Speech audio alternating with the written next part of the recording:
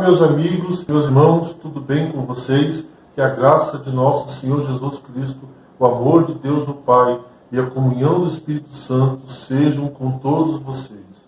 O tema de hoje é a parábola Os Trabalhadores da Vinha, que se encontra em Mateus capítulo 20, versos de 1 até o 16.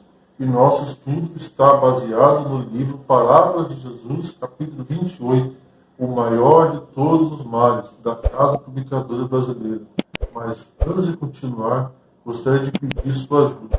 Dê um like, se inscreva no canal e ative as notificações. Bom, vamos orar? Bendito és tu, Senhor nosso Deus, Rei do Universo.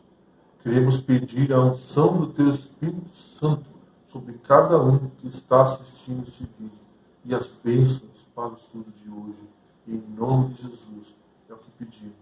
Amém. Antes de dar a parábola dos trabalhadores, ocorreu um evento que lhe ofereceu a oportunidade para apresentar os justos princípios. Indo a seu caminho, um jovem príncipe correu-lhe ao encontro e, ajoelhando-se, saudou-o reverentemente. Bom mestre, disse, que bem farei para conseguir a vida eterna? Mateus 19, verso 16. O príncipe dirigiu-se a Cristo meramente como um rabino honrado, não reconhecendo nele o Filho de Deus. O Salvador disse, vamos ler Mateus 19, verso 17, respondendo Jesus, por que me perguntas acerca do que é bom? Bom só existe um, se quer, porém, entrar na vida, guarda os mandamentos. O caráter de Deus é expresso em sua lei, e se queres estar em harmonia com Deus, os princípios de sua lei devem ser o motivo de todas as suas ações. Cristo não diminuiu as exigências da lei. Em linguagem inconfundível, expressa a obediência a ela como condição da vida eterna. A mesma condição requerida de Adão antes da queda. O Senhor não espera agora menos de nós do que esperava do homem no paraíso. Obediência perfeita, justiça irrepreensível. A exigência do pacto da graça é tão amplo quanto os requisitos ditados no Éden. Harmonia com a lei de Deus, que é santa, justa e boa. As palavras, vamos ler Mateus 19, o verso 17 e 18. Respondeu Jesus, por que me perguntas acerca do que é bom? Bom só existe um. Se queres, porém, entrar na vida, guarda os mandamentos. E ele lhe perguntou, quais? Respondeu Jesus, não matarás, não adulterarás, não furtarás, não dirás falso testemunho. Supôs que fosse algum preceito cerimoniais, mas Cristo falava da lei dada no Sinai. Mencionou diversos mandamentos da segunda tábua do Decálogo e resumiu-os todos do preceito. Vamos ler Mateus 19, 20. Honra a teu pai e a tua mãe e amarás o teu próximo como a ti mesmo. Replicou o jovem, tudo isso tenho observado, que me falta ainda? Sua compreensão da lei era externa e superficial. Julgado segundo o padrão humano, preservara caráter irrepreensível. Em grande parte, sua vida exterior fora isenta de culpa. Acreditara realmente que sua obediência fora sem falha. Contudo, tinha um receio íntimo de que nem tudo estava direito.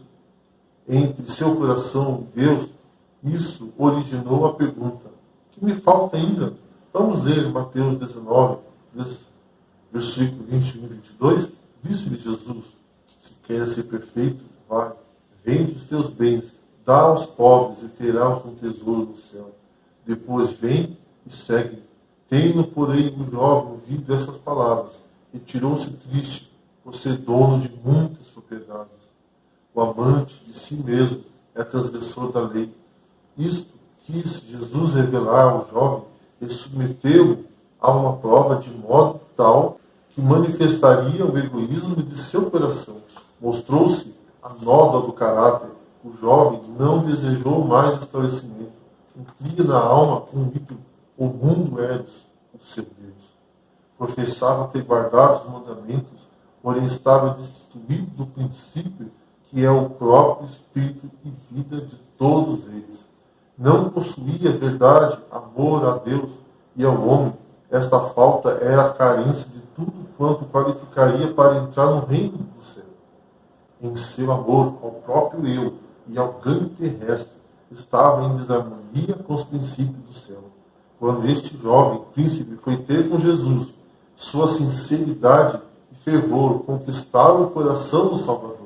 Vamos ler Marcos 10, 21, e Jesus, fitando-o, o amou e disse: só uma coisa te falta, vai, vende tudo o que tens, dá aos pobres, e terás um tesouro no céu.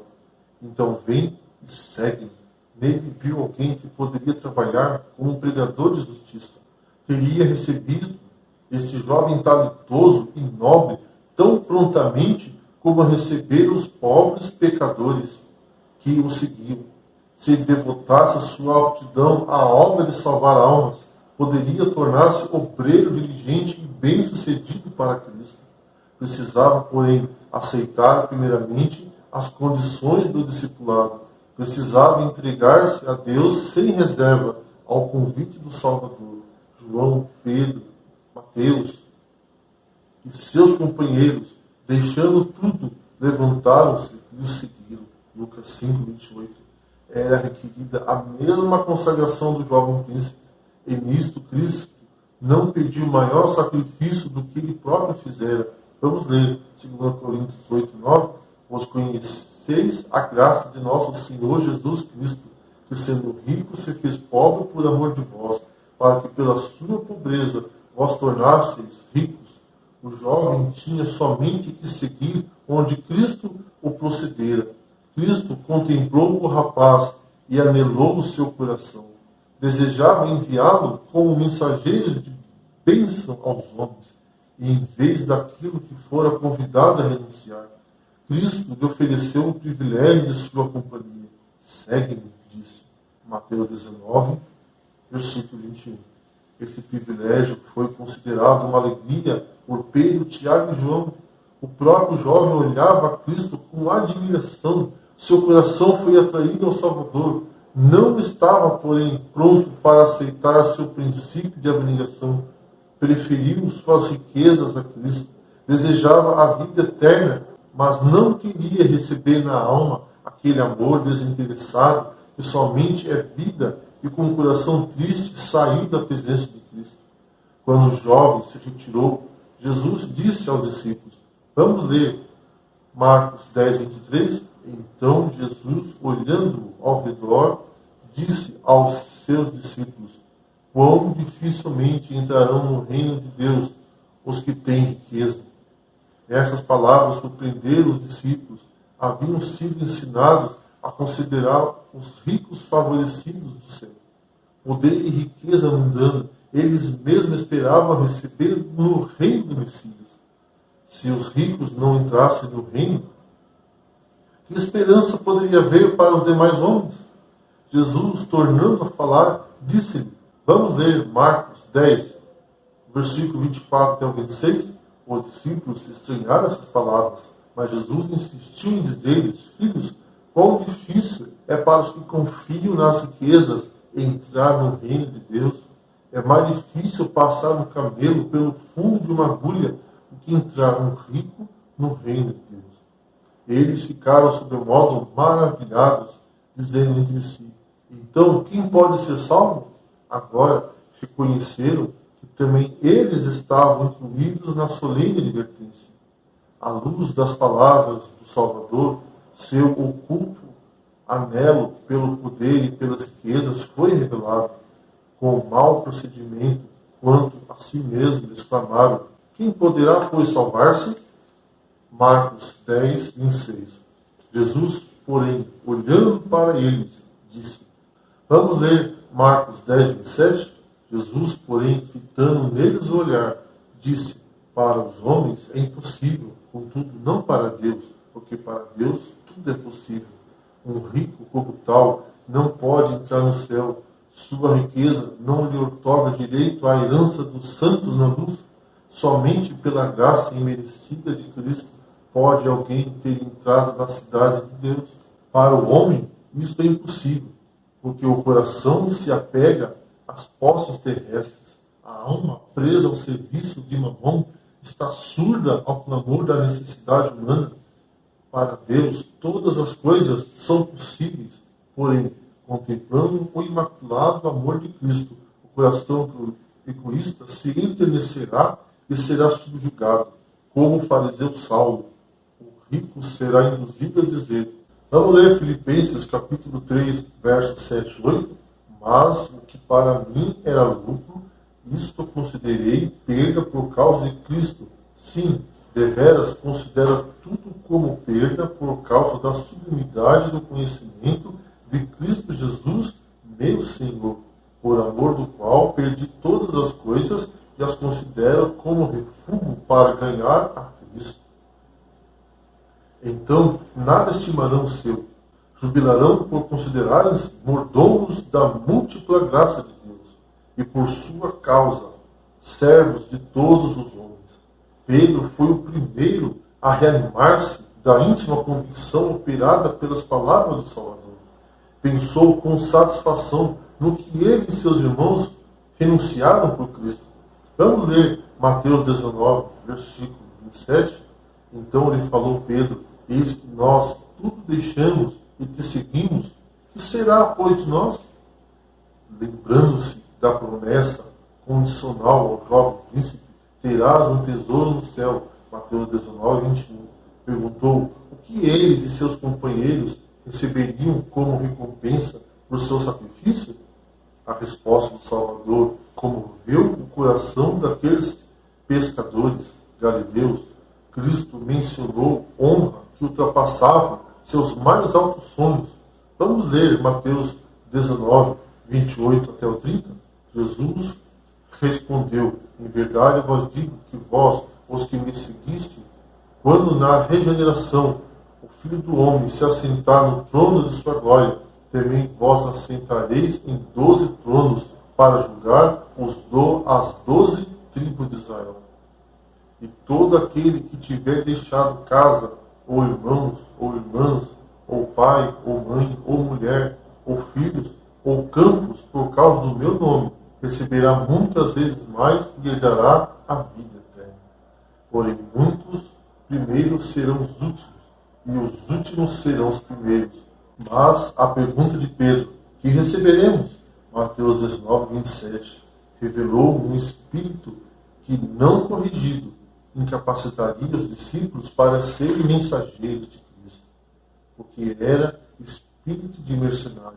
Embora houvessem sido atraídos pelo amor de Jesus, os discípulos não estavam completamente livres do farisaísmo. Ainda trabalhavam com o pensamento de merecer recompensa proporcional à sua obra. Nutriam espírito de exaltação e complacência próprias e faziam distinções entre si. Se alguns deles falhavam em qualquer pormenor, os outros nutriam o sentimento de superioridade, para que os discípulos não perdessem de vista os princípios do Evangelho. Cristo lhe narrou uma parábola ilustrativa da maneira como Deus procede com seus servos e o espírito com que ele deseja que trabalhem para ele. Vamos ler Mateus 20, verso 1. Porque o reino dos céus é semelhante a um dono de casa que saiu de madrugada para assalariar trabalhadores para a sua vinda. Era costume que os homens que procuravam trabalho esperassem nas praças, e lá iam os empreiteiros procurar servos. O homem da parábola é apresentado como indo a diferentes horas contratar operários. Os assalariados, nas primeiras horas, concordaram em trabalhar por uma soma combinada. Os assalariados, mais tarde, deixaram seu salário à descrição do pai de família. Vamos ler Mateus capítulo 20, verso 8 e 10.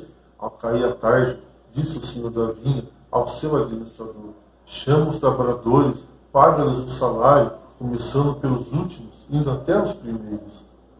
Vindo os da hora 1/10, recebeu cada um deles 1 denário. Ao chegarem os primeiros, pensaram que receberiam mais, porém também estes receberam 1 denário cada um. O procedimento do pai de família com os trabalhadores em sua vinha representa a Deus, como ele trata a família humana. É contrário aos costumes que prevalecem entre os homens. Nos negócios mundanos, a compensação é dada de acordo com o trabalho executado. O trabalhador espera que lhe seja pago somente aquilo que ganhou. Mas na parábola, Cristo estava ilustrando os princípios de seu reino. Um reino não deste mundo. Ele não é regido por qualquer norma humana, diz o Senhor. Vamos ler Isaías 55, verso 8 e 9. Porque os meus pensamentos não são os vossos pensamentos, nem os vossos caminhos, os meus caminhos, diz o Senhor. Porque assim como os céus são mais altos do que a terra, assim são os meus caminhos mais altos do que os vossos caminhos, e os meus pensamentos mais altos do que os vossos pensamentos. Na parábola, os primeiros obreiros concordaram em trabalhar por uma soma estipulada e receber a quantia especificada, nada mais. Os assalariados, mais tarde, creram na promessa do Mestre: dar-vos-ei o que for justo. Mateus 20, verso 4. Mostraram confiança nele, nada perguntando a respeito do salário, confiaram em sua justiça e equidade, foram recompensados não de acordo com o que trabalharam, mas segundo a generosidade do pai de família. Assim deseja Deus que confiemos nele, que justifica o ímpio. Seu galardão é dado não proporcionalmente ao nosso mérito, mas conforme seu propósito. Os que foram à vinha à 10ª hora estavam gratos pela oportunidade de trabalhar. Seu coração estava cheio de gratidão. Aquele que os recebera, e quando no fim do dia do pai de família lhe pagou uma jornada completa, ficaram muito surpreendidos. Sabiam que não mereciam tal recompensa, e a bondade expressa no semblante de seu amo encheu-o de júbilo. Jamais esqueceram a benignidade do patrão, nem a generosa recompensa que perderam. Assim é com o pecador que, reconhecendo sua dignidade, entrou na vinha do Mestre à 10ª hora. Seu tempo de serviço parece tão curto, sente que não merece recompensa, porém, enchendo-se de alegria, porque, sobretudo, Deus o aceitou. Quando Cristo habita na alma, o pensamento de remuneração não é supremo. Não é este o motivo impelente do nosso serviço. Deus deseja que apreciemos as bênçãos prometidas, mas não que sejamos ávidos de remuneração, nem sintamos que para cada serviço devemos receber recompensa.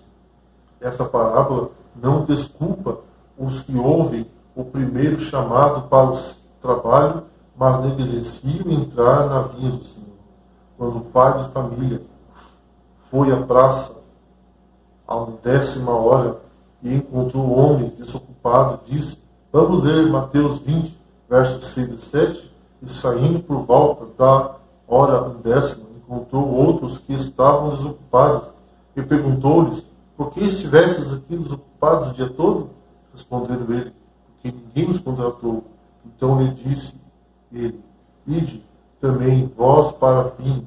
Nenhum dos chamados mais tarde estava ali de manhã. Não recusaram o chamado. Os que recusaram e depois se arrependeram fazem bem arrepender-se. Mas não é seguro menosprezar o primeiro apelo da graça. Os que haviam começado a trabalhar mais cedo ficaram ofendidos. Não haviam labutado neles 12 horas, arrazoaram entre si. E não era justo que recebessem mais do que os que trabalharam apenas 1 hora na parte mais amena do dia. Vamos ler Mateus 20, verso 12 e 16, dizendo: esses últimos trabalharam apenas 1 hora, contudo, os igualasse a nós, que suportamos a fadiga e o calor do dia. Mas o proprietário, respondendo, disse a um deles: amigo, Não te faço injustiça. Não combinaste comigo um denário? Toma o que é teu e vai-te, pois quero dar a este último tanto quanto a ti. Porventura, não me é lícito fazer o que quero do que é meu? Ou são maus os teus olhos porque eu sou bom? Assim, os últimos serão os primeiros, e os primeiros serão os últimos, porque muitos são chamados, mas poucos escolhidos. Os primeiros trabalhadores da parábola representam os que, por causa dos seus serviços, reclamam preferência sobre os demais, empreendem sua obra com respeito de engrandecimento e não empregam nela abnegação e sacrifício. Podem haver professado servir a Deus toda a sua vida. Podem destacar-se em suportar dificuldade, privação e prova, e por isso pensam ter perdido a grande remuneração. Pensam mais na recompensa do que no privilégio de serem servos de Cristo. A seu parecer, suas labutas e sacrifício conferem o direito de receber mais honra que os outros, e não por ser reconhecido esse direito, ficam ofendidos. Se tivesse trabalhado com espírito amável e confiante, continuariam a ser os primeiros. Em sua disposição queixosa e lamuriante é dessemelhante da de Cristo e demonstra que são dignos de confiança. Os judeus foram os primeiros a serem chamados para a vinda do Senhor, e por isso eram altivos e cheios de justiça própria.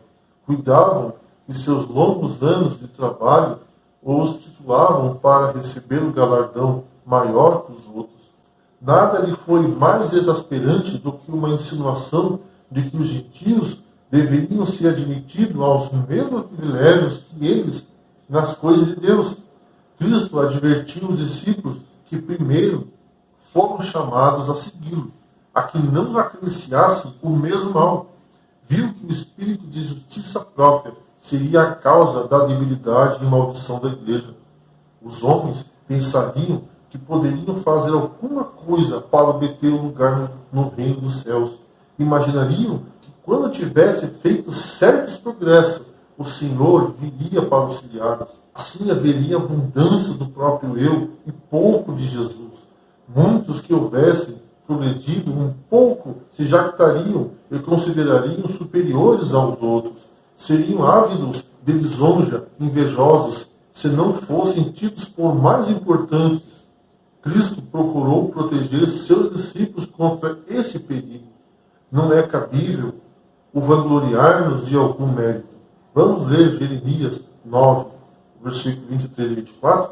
Assim diz o Senhor: não se glorie o sábio na sua sabedoria, nem o forte na sua força, nem o rico nas suas riquezas, mas o que se gloriar, glorie-se nisto, em me conhecer e saber que eu sou o Senhor, e faço misericórdia, juízo e justiça na terra, porque dessas coisas me agrada, diz o Senhor. Esta parábola é uma advertência a todos os obreiros que, embora longos seus serviços, embora fartas as labutas, estão sem amor aos irmãos e sem humildade perante Deus. Não há religião na entronização do próprio eu. Aquele cujo alvo é a glorificação própria encontrará destituído daquela graça que somente pode torná-lo eficiente no serviço de Cristo. É requerido uma renúncia completa do próprio eu em todo o nosso serviço. O menor dever feito com sinceridade e desinteresse é mais agradável a Deus que a maior obra quando manchada pelo egoísmo. Ele olha para ver quanto nutrimos do Espírito de Cristo e quanto nosso trabalho revela da semelhança de Cristo. Somente quando o egoísmo estiver morto, banida a contenda pela supremacia, o coração repleto de gratidão e o amor houver tornado fragante a vida, somente então Cristo nos está habitando na alma e somos reconhecidos como cobreiros de Deus. Sua alegria é a alegria proposta a Cristo. Vamos ler João 4,34? Disse-lhe Jesus: a minha comida consiste em fazer a vontade daquele que me enviou e realizar sua obra. São cooperadores do Senhor da glória Esse pensamento suaviza toda a fadiga, robustece a vontade, fortalece o espírito para tudo o que suceder, trabalhando com o coração isento de egoísmo, enobrecidos por serem participantes do sofrimento de Cristo, partilhando de suas simpatias e colaborando com Ele em sua obra, ajudam a intensificar a sua alegria e acrescentar honra e louvor ao seu nome exaltado. Esse é o espírito de todo serviço verdadeiro para Deus. Pela falta do mesmo, muitos se apresentam ser os primeiros, se tornarão os últimos, quando os que possuem, embora considerados últimos, se tornarão os primeiros. Como são diferentes os padrões pelos quais Deus e o homem medem o caráter. Deus vê muitas tentações resistidas, do quais o mundo e até os amigos íntimos nunca o sabem. Tentações do lar e no coração. Vê a humildade da alma em vista de sua própria fraqueza, o arrependimento sincero, até um pensamento que é mau. Vê a inteira devoção a seu serviço. Adotou as horas de duro combate com o próprio eu. Combate que trouxeram vitória. Tudo isto os anjos de Deus sabem. O memorial há escrito diante dele, para que o temem ao Senhor e para que o se lembre do Senhor. Os portões áureos do céu não se abrem para os que se exaltam, não são erguidos para os de espírito altivo. Os portais eternos abrir-se-ão ao trêmulo contato de uma criancinha. Abençoado será o galardão da graça para os que trabalham para Deus, com simplicidade, fé e amor. Vamos orar. Bendito és tu, Senhor nosso Deus, Rei do Universo. Queremos entregar o nosso coração a ti, Senhor, porque não sabemos cuidar dele. Venha derramar seu Espírito Santo e perdoa nossos pecados. É o que pedimos, em nome de Jesus. Amém. Que Deus abençoe a cada um de vocês.